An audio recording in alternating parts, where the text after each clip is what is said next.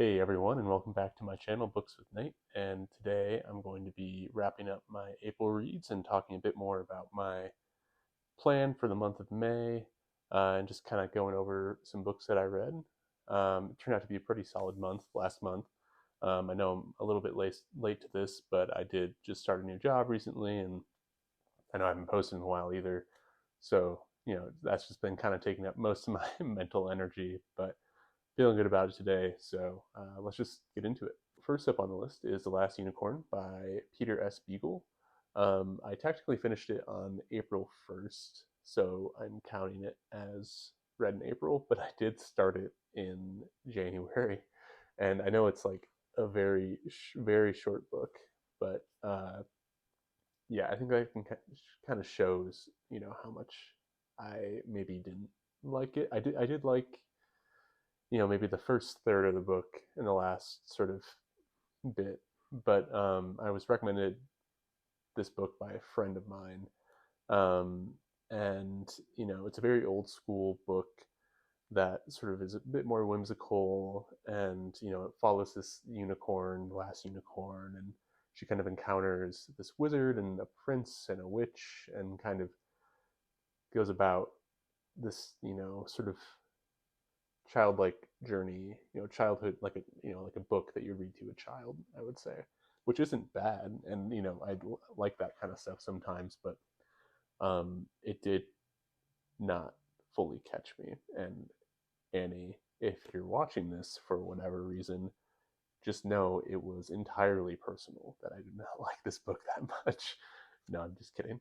But yeah, I just think it wasn't really for me. I gave it a 3.5 out of 5 just because I think the idea of it was interesting, and I did really like that sort of first 100 pages or so. So not the book for me, but I liked it overall, kind of. Next up is Legends and Lattes by Travis Baldree, and I know this has been all over, BookTube and Bookstagram, and I thought maybe it was just like overrated, because I guess I'm just different like that. But I was wrong. I listened to it on audio, and it's narrated by Travis Baldree, and I actually really enjoyed it. It's definitely a cozy comfort read. It follows an orc who's trying to essentially put down her past and sort of leave that behind, and she tries to open this cafe, like the first cafe or coffee shop in her world, I think. And it kind of follows her, encountering challenges and meeting friends, and sort of her past comes up. And I think it has really just wholesome themes, and it's a pretty wholesome story. And I really liked it. I gave it a 4 out of 5.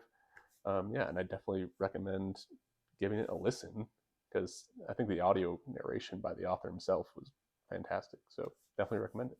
So next up was Vinland Saga. This is book 6. I read book 6 in Vinland Saga, and manga is a relatively new medium for me.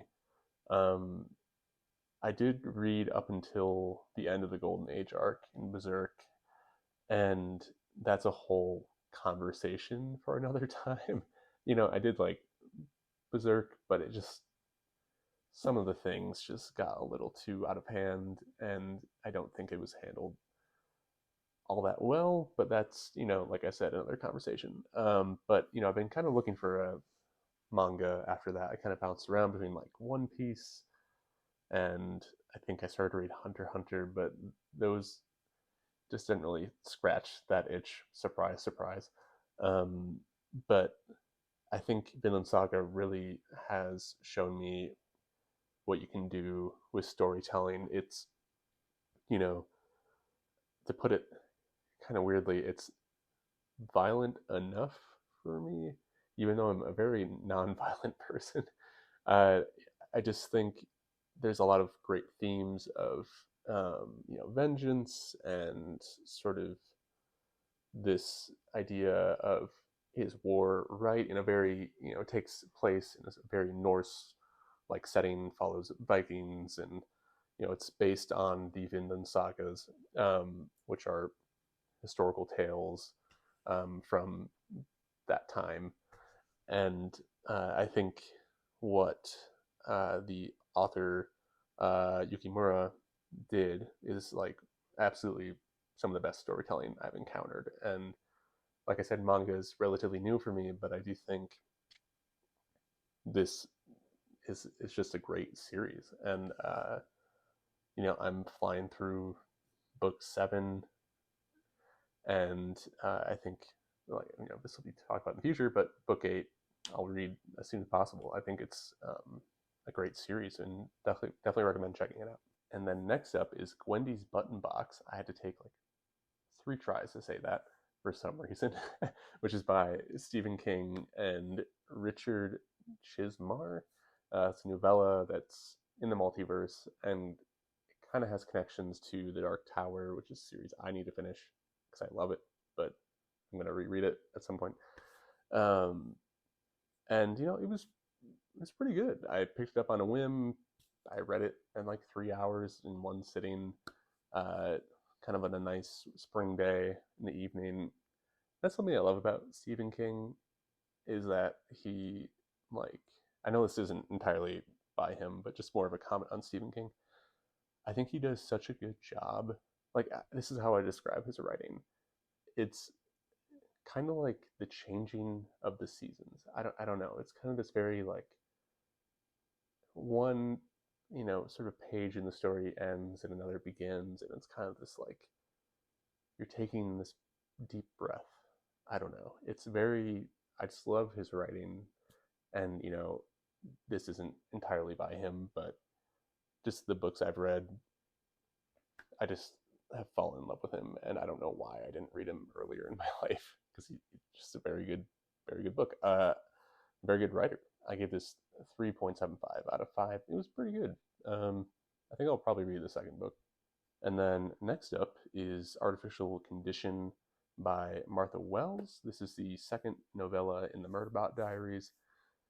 I This is my second time reading it and or listening to it, and I liked it more this time. I didn't really like it the first time. I don't know if this series is the right series for me. I think first person narratives are very difficult for me. Not difficult, but they just have to be written a certain way for me to enjoy it. And I don't think this is the one. And I can understand why people like it and why she's getting all these awards because I totally think she deserves it. But I just think I'm not going to continue with this series. Maybe I'll read the third, but I'm not going to, go out of my way to read it or anything. It just got to be a little too much of like the you just don't get me, nobody gets me kind of thing. But it's a robot feeling human emotions, and I think it's a very interesting way to approach those themes of like anxiety and loneliness, but just not for me. Finally is The Way of Edan by booktuber Philip Chase. I have a review on my channel for that, so I won't say too much, but it's a really good book. I enjoyed it. I had my own little issues with it, but that's okay. I'm really looking forward to the second book, so I'd recommend checking it out and checking out his YouTube channel, which I'm sure you've probably heard of. So next up are books that I started in the month of April and probably plan to finish another time. I know this is kind of weird, but I had this tendency to start like a million books after finishing a Malazan book because usually after finishing a Malazan book, I need like a chunk of time, usually a month or a little more, just to like process it and also just not go through that again right away. But so yeah, this is just me being me.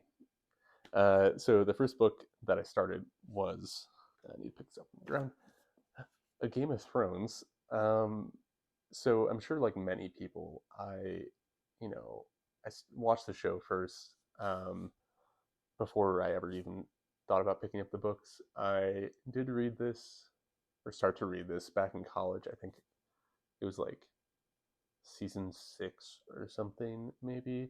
I wasn't really into reading in college, like a lot of people, and I just kind of picked it up on a whim, and I liked it then, but I got about halfway through, and then I think school started, and so I just never picked it up.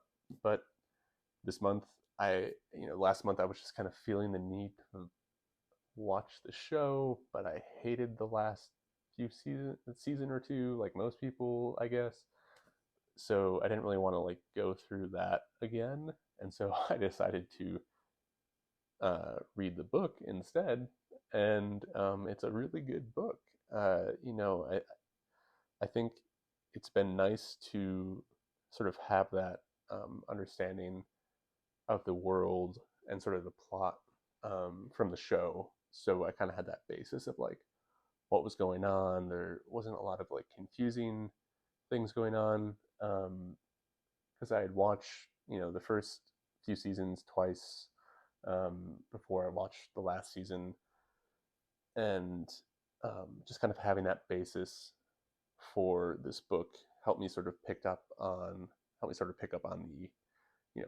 some of the minor little like symbolism things and Easter eggs and also the prose.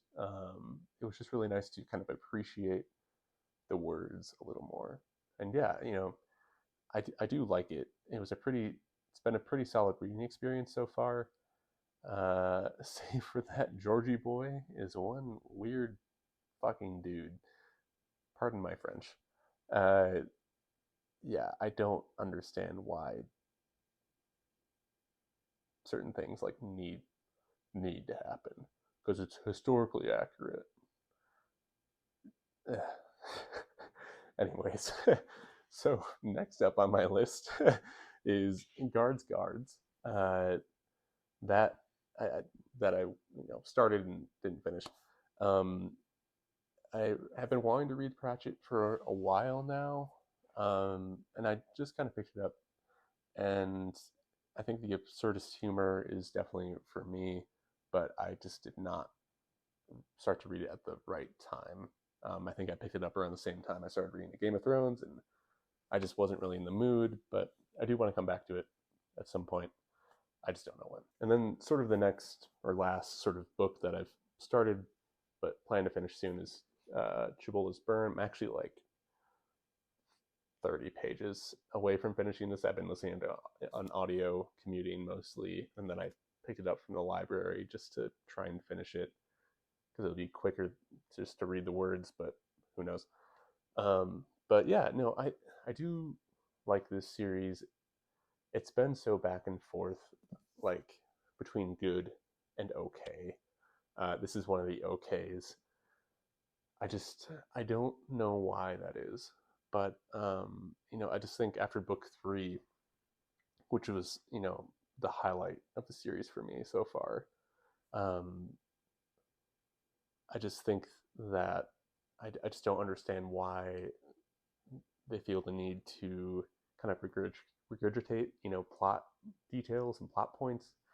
Um, it just kind of feels like they're doing the same thing on another planet, but I do like sort of the exploration of this planet that they're on, and I don't think that's too much of a spoiler, but uh, yeah, I don't know. I like the series for the most part. They're fast paced, they're fun. I'll keep reading it. I'm hoping the next one is a banger, so we'll keep going with that. And then for my May TBR, like I mentioned earlier, I do plan on continuing Midland Saga. I'm almost done with book 7, and then I plan to start book 8. Again, it's a great series. I love it. I'm very sort of have to be in the right mood to read it, but I really like it. And if you haven't started to read it, you absolutely should. And then we have Midnight Tides, and I have been looking forward to reading this book so much. This is book 5 in the Malazan Book of the Fallen by Stephen Erickson. I've been hearing great things about it. There's a few other bookstagrammers who have kind of been in a similar spot as me with this series, and they all loved it, and so I've been really looking forward to getting to this. I'm about 100 pages in so far, and they've been hit or miss so far for me. Um, However, I do think the prologue is absolutely one of the best prologues I've ever read, um, especially in the context of this series. It's just, you just live for those things in this series. I don't know. It's so epic, and so you learn so much. You just feel like you're learning something, and which is kind of comes to like the negatives of this book so far, is that I feel like I'm almost learning too much. There's so much happening, uh, but I do enjoy it, and I know I will probably like the rest of the book. This is not like oh, I'm going to quit this series, because I 100% plan on finishing this series. There's just been kind of portions where I'm not enjoying myself as much as the other books. Um, but yeah, we'll see. We'll see. And this book has definitely explored the theme of colonialism, um, which has been sort of hinted at, or maybe not explicitly stated, uh, not stated, but explored in other books. But in this book, he really is like hitting hard at it, and it's really just kind of cool isn't the right word, but it's enlightening. Enlightening. Who knows what the hell that means in this context? But it's good to kind of see that theme come to life in this book, because I know it's a big theme for the series, and what Erickson has talked about, sort of with his anthropologist and archaeologist background. I'm excited to sort of get more into that in this series, or in this book in particular. Yeah, and I'm really looking forward to finishing it. And then finally, it's The Empire of Silence, or just Empire of Silence, by Christopher Rocchio. This is the first book in the Sun Eaters series by him, and I did start to read this a few months ago, but I set it down just because I was reading other stuff. I picked it back up just because I wanted to, and I really like it. It's a really good read so far, and it's sort of this sci fantasy inspired by Dune, but I understand it goes into its own thing, and it doesn't bother me at all because I haven't read Dune. I will, but yeah, I just think it's a really good book so far, and I'm looking forward to reading it, and I definitely want to like devour the rest of the series. So yeah, I'm planning on reading this month. Hopefully, I'll be able to finish it. Usually ambitious with these things, but we'll see. So that's it from me today. How was your reading last month, and what are you looking forward to reading this month? Just let me know in the comments down below. Feel free to subscribe and like this video, and I'll talk to you soon.